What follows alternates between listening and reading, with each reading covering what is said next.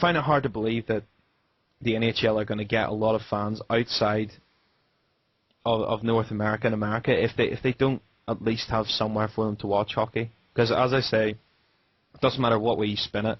Here, to watch hockey legally, you have to pay. Like that. That's it, and that is something that has to change. I'm not saying that I have an issue paying, because I don't, because I would get my money's worth out of something like the ESPN player. But from a new fan's perspective, they're not going to pay, and you have to do something to change that. Whether it's give away one game a week on ESPN channel, have them broadcast games after the fact on the NHL website. Something, they have to do something to bring fans in, somewhere they can go to watch hockey and to catch the bug. And once they've got that, then they might go, do you know what? 60, 70 quid for a year's worth of all-access hockey might not be so bad. I'm going to fork out for that. But you're not going to get the new fans without having somewhere for them to go to get access to that hockey. Agreed. And case in point, a few episodes ago I mentioned to you my friend who's now got an interest in hockey. He got it through playing, NHL with Evan with me on the Xbox, and he's now got a slight interest in hockey. The seed's there, and he was saying, "Where can I watch it? Have you got ESPN?" No. Right. Okay. Well, you can watch very condensed highlights on the NHL.com. That's all well and good. Can I watch full matches? Yeah, by paying for ESPN. It's not a great way to advertise it. And, that's potentially a new fan lost. He watches it and likes it. He tells his friends. His friends start to watch it. It builds like that. You get more people watching it, and it grows like that. Whereas at the moment, he's stuck. He at the moment lives at home with his parents, and chances are they're not going to fork out for ESPN for a channel they're not going to watch. It's £15 a month, which doesn't sound a lot, but if you've already got, a full Sky package, you're paying probably close to £80 a month for that anyway. Which, we won't keep going on about conversions, but you're looking at $140 to $150 a month for that, plus then you say you're paying on top. Yeah. So, as a new fan, he's interested, but that interest can't grow because there's no way of doing it. And as you said, if I could say to him, well, you can't watch games live, but if you go to NHL.com, you'll be able to see, because he's interested in the Oilers. You can watch the Oilers from 2 nights ago as live. Yeah, and look, not just that. It wouldn't even have to be, like, in an ideal world, I'd obviously want them to broadcast whatever team it is that you watch, But even something like one match every night is available. Not game of the week, game of the night. Sorry, game of the night. Yeah, sorry. Yeah. Game of the night, and they pick it beforehand, so there's none of this.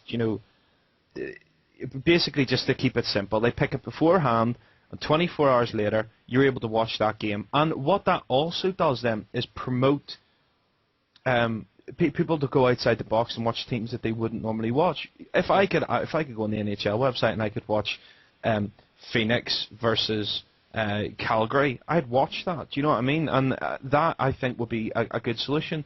The game, do it 3 times a week. Something, anything that gives people the hockey bug. It's not, I think, a healthy attitude for the NHL to have where, oh, look, we're the smallest of the big 4 in America and Canada, in America, we're the smallest of the big 4, and of course we want to promote it and we want to get fans all over the world, and hey, we'll even take our teams to Europe to promote the sport, but here's the catch, you have to pay to go to the game. That's fair enough, but once you've done that, you also have to pay to watch the sport. Right, okay. Okay. It doesn't make sense. I understand that they're a business, and I have no issue paying for the ESPN player because it's something that I will get the money out of. But someone who's new to the sport and wants to learn about it will not get the money's worth, and it's too expensive. And I think it needs to change. Yeah, no, I am totally with you. The problem you have with ESPN player over here as well, and difference between that and Game Centre Live is features as well. It's $12.99 a month for ESPN player, or $8.99 a day. That's shocking for me. If you wanted to watch just your team twice in a month, you're having to pay more than it costs for the monthly subscription, which is, I think, is quite an over-the-top price anyway at the moment. It needs more package options there, but that's by the by at the moment. Feature-wise, it's rubbish. You know, you go onto NHL Game Centre Live, while you're watching the game, you've got ways of tracking the stats, you know, going back viewing quick highlights, and there's so much you can do with Game Centre Live, which you can't do with ESPN Player. And that frustrates me. What I would like to see, for a start, if you are going to interest people in paying for that as well, is give everyone else internationally Game Centre Live, but repackaged as their region. So give me Game Centre Live, but repackage it ESPN Player if you want. Don't strip it out completely so I can't get the access to, you know, to all the good stuff as well, because I see it advertised on, you know, during games and on AHL.com. It's like, I really like that, but you can't have it. And that's really frustrating as well. It is. There's so much they can do to sort of help promote the game internationally, you know, and you know, it's just the fact it's on late is, you know, that's the smallest problem we've got. You know, I won't stay up live, you know, till 3 o'clock every night watching random teams. Regular season, I will only do that for Detroit, but I would like to see more games, you know, during the day as well. And ESPN Player is really good, but I stopped getting it towards the end of the season after, one, the Winter Classic debacle, and two, just the fact it's crap. That really doesn't help, but the stuff they do give us as well is crap. Yeah, it is, but, you know, there's very little that we can do about it. You know, we can kick up a stink, as many people have done, but it's not going to change anything, and we're going to get onto some emails here. Just before we do, have you been to Tesco's lately, Brad? I have. They have a beer on offer. This is for everyone. This is my piece of advice for the weekend. It's Beck's, and it's called Orange Fusion. And it's like an orange infused beer, and there's 6 for £3, and they are bloody fantastic. They bottles or cans? Bottles. I'll keep an eye out for that. It is absolutely delightful, ice cold, because the weather's been warm, and I was feeling a little bit worse for wear today, so I... You? Yes. Worse for wear? I know, I don't drink, can you believe it? Oh no, shocking. That wasn't the sound of me swallowing a nice cold beer there, not at all. We're going to get onto a couple of emails now. So first off is one from Ben Isaacs, who says, as a teenager in the 90s, I was lucky enough to be a regular at Cardiff Devils games, often right up against the glass where the game seemed fastest. It's easy to fall for the game if you say it like this. It's bad enough that the NHL hasn't visited London for some time, while the NFL and NBA win over new fans and sports journalists with games at Wembley and the O2. But the biggest problem is TV coverage. A lack of live games on terrestrial TV will do a great job of ensuring the sports fan base won't grow over here. For a kid, unless you already have a strong interest in North American sports, or a parent who is, the chances are they won't even be able to name an NHL team, let alone support one. It doesn't help that ice hockey team merchandise is hugely popular within street culture of the early mid-90s and is now nowhere to be seen. So what's the answer? I believe it's quite simple. The NHL has to provide free content to a terrestrial broadcaster. You think the NFL charges Channel 4 that much, and get at least a weekend magazine show, and show novices and kids will watch and enjoy. You can have games every night of the week on ESPN America and lots of online options, but if people, especially the youth, can accidentally discover the sport, it will become even more niche, and then even ESPN America might get bored of it. I absolutely agree, and that this is, again, that actually pretty much sums up what we've said. You know, it will have to change. It's interesting to note that the NFL and NBA, you know, are still coming over here. London, the NHL did come to London, and it did very well for all intents and purposes over here. So it's certainly interesting that they haven't been back, but I think he's right. You know, something has to change. That's just it. Yeah, I'm sure Ben won't mind me mentioning he's actually a journalist himself, so, you know, we're getting a view of someone that is, you know, from the media side of things and sees it from that side as well, and it's very interesting. And what I think he got more right than anything, it's something we touched on before, is if people can't accidentally discover the sport, it can't grow. That's the big thing. If it's not out there for people to find, when, we get older and, eventually die, and that happens. If new people can't fall into it, how are they going to get to love it? My son will love hockey and will watch hockey because I'm into it. But, he could tell his friends till he's blue in the face, but if their parents don't care, they're not going to get to see it, and they can't fall for it. Whereas, I used to enjoy, I think I found it accidentally, the sport. When I first found it, I didn't actually realise it was an American sport, because I first found it via the Romford Raiders, and then I only really found out it was an American sport as well, and really got into it via the computer games.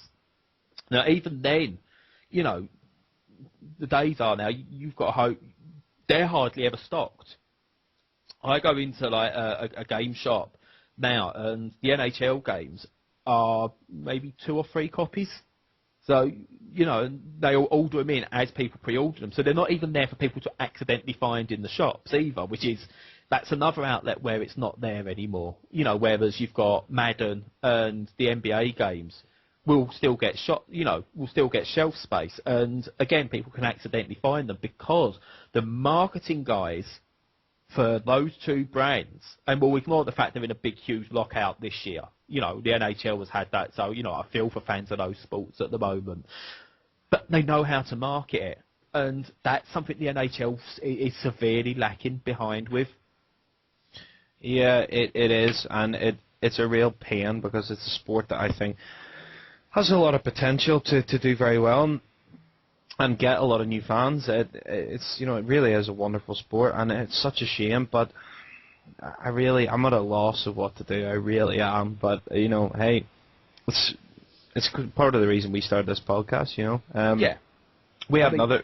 Sorry, go ahead. Well, I was going to move on to it, kind of like in terms of people accidentally find it, and it kind of follows on now. Before we start with what this person said, to be honest, I won't name them just in case. And we clarify, we don't condone piracy of any shape or form with the podcast. But one of our listeners said to us, do you think the US shutting down some of the NHL streaming sites made it harder for us Brits to watch? I ask because that's the only way I could watch most of the Pens and Sharks games, due to not having them and them not being shown on ESPN America. Which raises a good point, is in today's, internet-driven world as well, is, these illegal streams as well, allow people to follow their teams, which again helps keep the interest healthy.